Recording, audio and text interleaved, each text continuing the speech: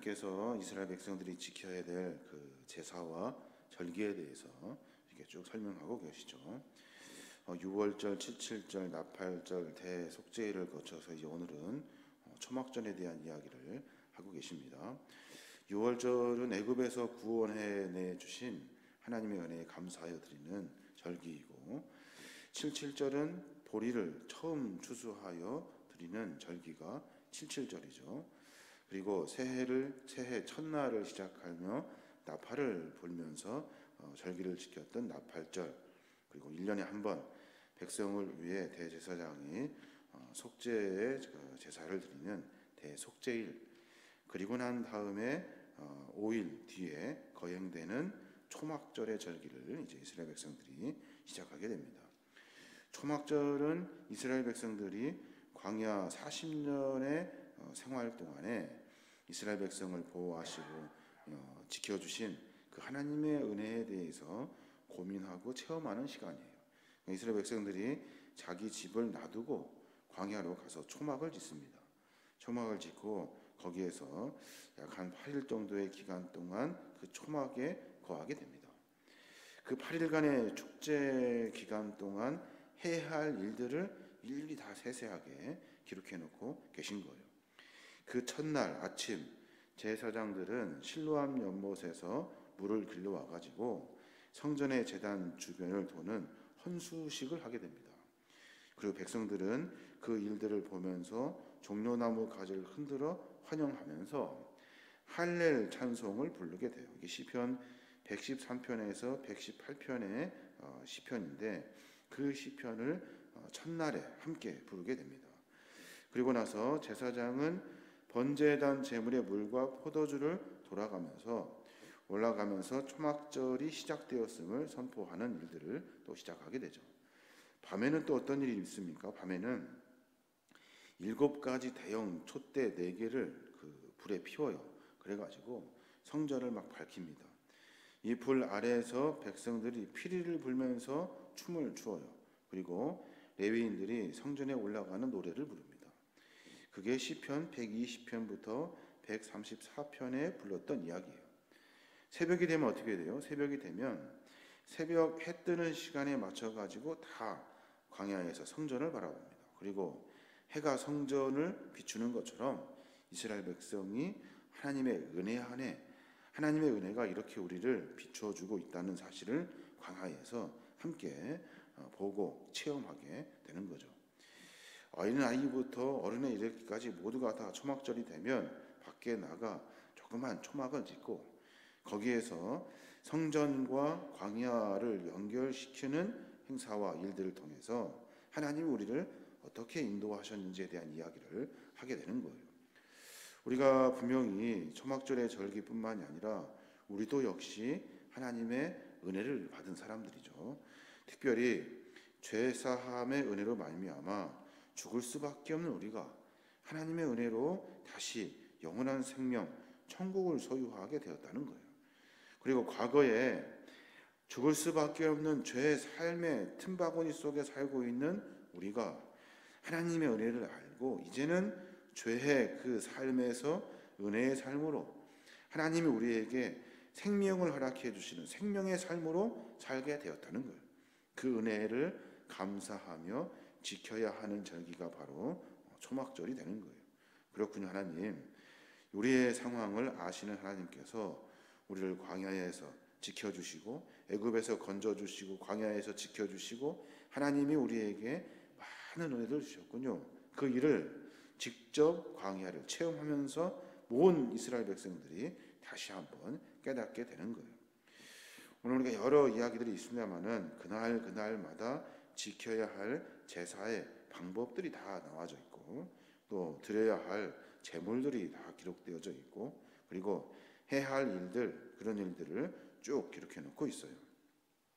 몇 가지 한번 우리가 고민해 볼 필요가 있는데, 초막절의 규례를 통해서 우리가 어떤 마음을 가져야 하는가 하는 거예요. 첫 번째는 죄사함 받음을 기뻐해야 돼요.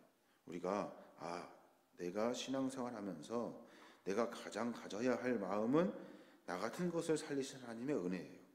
오늘 12절에 보니까 일곱째 달 15째 날에는, 그러니까 이날은 대속죄일이 지난 5일 뒤의 날이에요. 그 날에 너희가 성회로 다시 모이라는 거예요. 그때는 아무 일도 하지 말고 이래 동안 여호와 앞에 절기를 지키래요.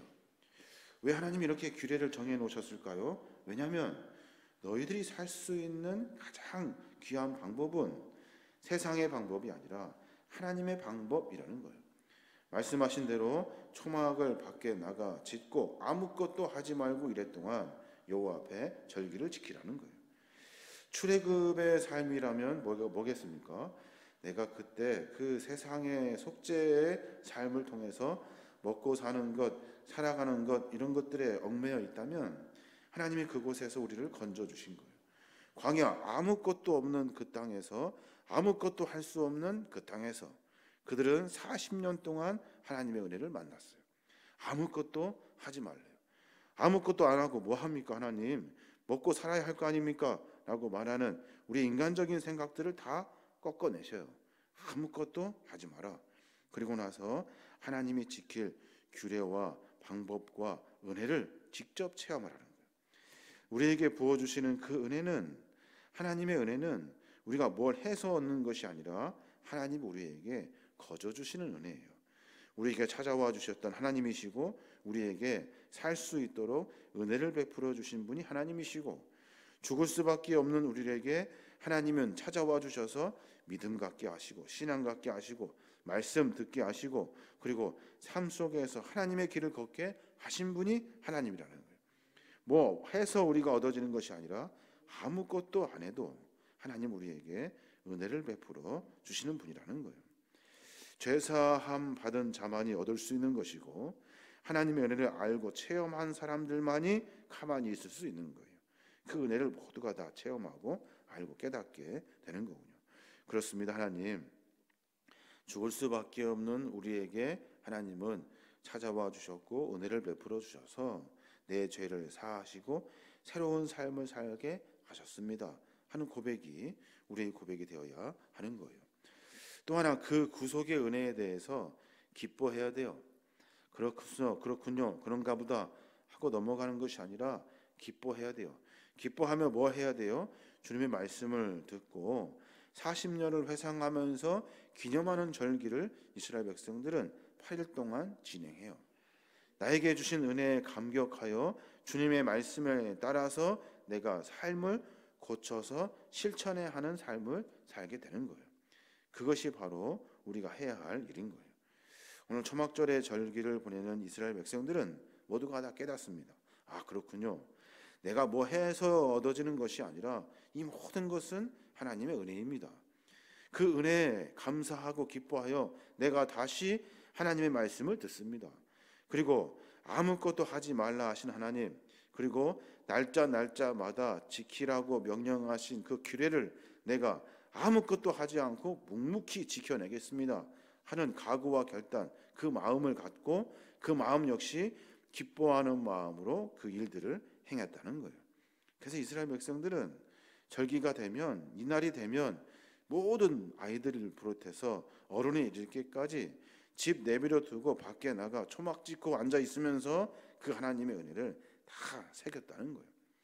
밤이 되면 성전이 환하게 빛이 나는 것을 모든 사람들이 다 지켜보았고, 그 빛, 그리고 그 환하게 빛나는 성전을 통해서 이스라엘 백성들은 그 하나님의 은혜를 깨닫게 되고, 아침이 되면 해가 성전에 비춰오는 것을 보고 하나님의 은혜가 우리에게 비춰짐에 감격하며 하루하루를 살았다는 거예요.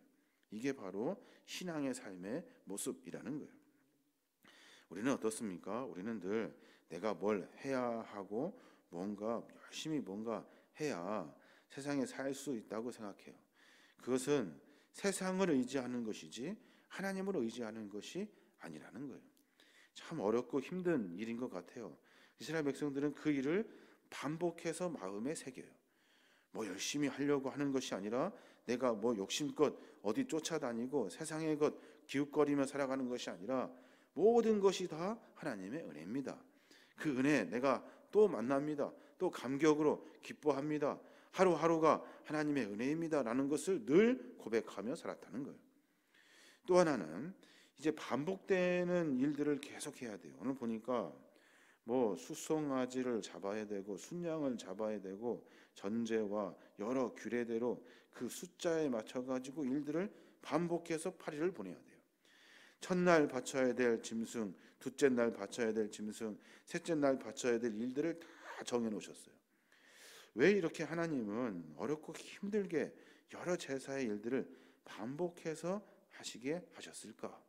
그런 일들을 가만히 고민해 보게 됩니다. 우리도 마찬가지죠. 새벽에 예배 드려야 되고 하루하루 가운데 말씀 묵상해야 되고 기도해야 되고 주일 되면 성전에 모여야 되고 절기 되면 절기의 예물도 드려야 되고 모든 것이 다 규칙대로 돌아가고 있어요. 이 모든 봉사와 의무를 준수하는 것, 이것이 바로 하나님의 은혜를 체험할 수 있는 방법이라고 가르쳐주고 있는 거예요. 그런가 보다, 초막절에 해야 할 일인가 라고 생각하고 넘어갈 일이 아니라 앞에 있었던 수많은 절기가 있어요. 유월절, 칠칠절, 나팔절, 대속죄일, 그때마다 이스라엘 백성들이 모든 삶의 중심을 거기에다 맞춰서 살아요.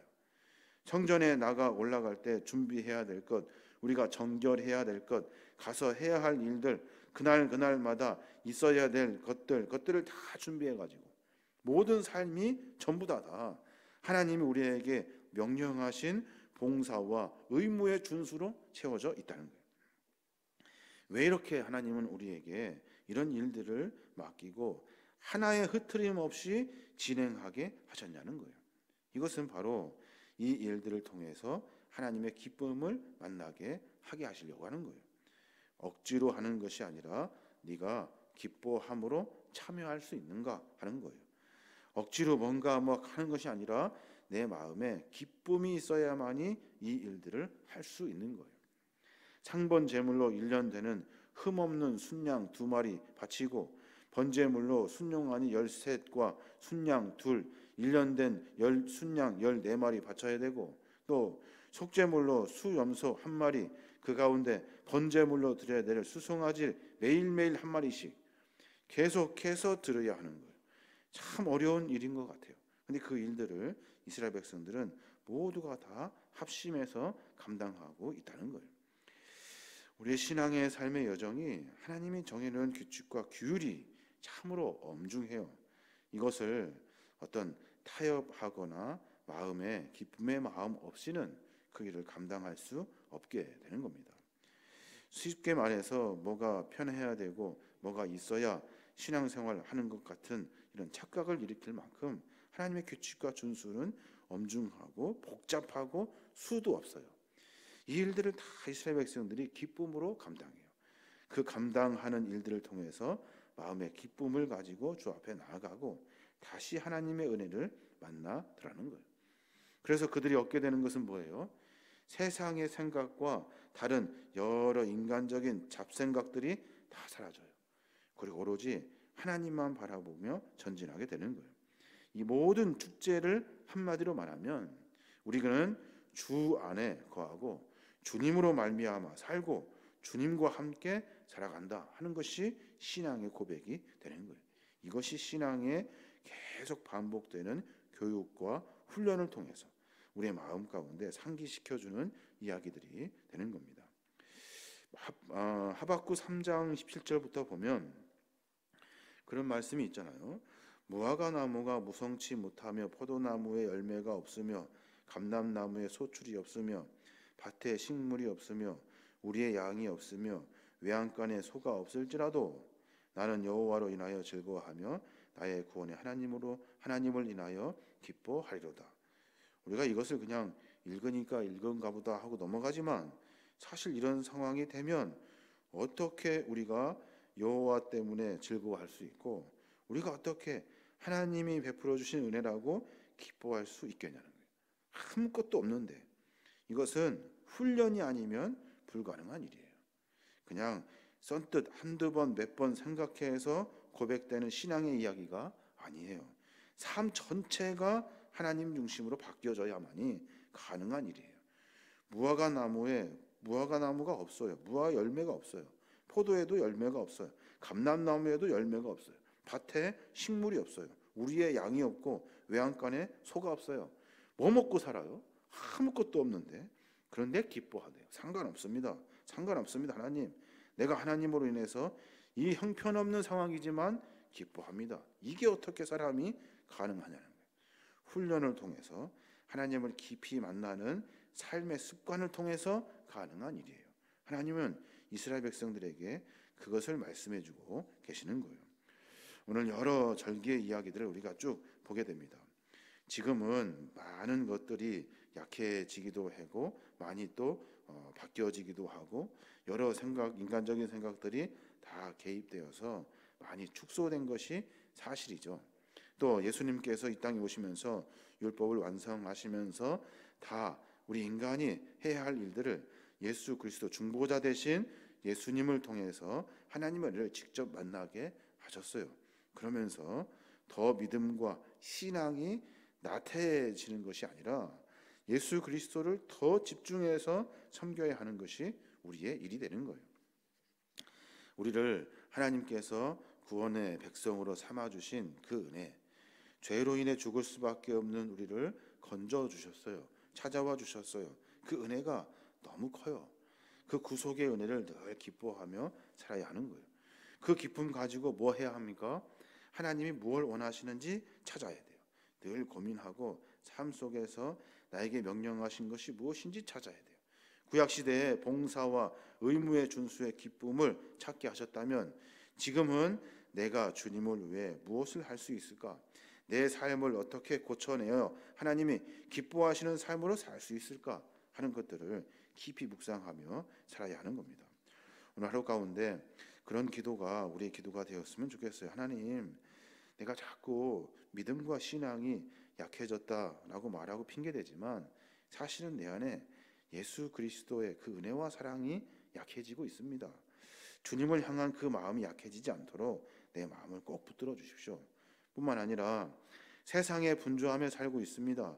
주님이 원하시는 것이 무엇인지 다시 깊이 묵상하고 내가 주를 위해 봉사하고 의무를 다하고 충성을 다할 수 있도록 내 마음에 결단의 기쁨, 은혜의 기쁨을 좀 다시 부어 주십시오 하는 기도가 우리의 기도가 되어야 될 줄로 믿습니다. 오늘 하루 가운데 믿음과 신앙의 삶을 또 출발하게 됩니다. 늘 우리가 고민해야 될 것은 하나님이 우리에게 어떤 은혜를 부어주셨는지, 우리가 주님을 위해 무엇을 해야 하는지를 고민하고 생각하는 하루가 되어야 하는 겁니다. 그래야 이스라엘 백성들처럼 삶의 습관을 통해서 주님 안에서 거하게 되고 주님과 함께 삶을 살 수 있게 되는 거고, 상황과 형편에 인간이 무너지는 것이 아니라 상황과 형편 너머에서 일하시는 하나님을 바라보게 되는 거예요. 이게 바로 신앙인의 승리의 삶이 되는 겁니다. 저와 여러분이 그런 삶으로 말미암아 더 주님을 깊이 만나고 더 주님을 깊이 묵상하고 하나님과 함께 믿음과 신앙의 삶을 살아가시는 믿음의 종들 되시길 주님의 이름으로 축원합니다.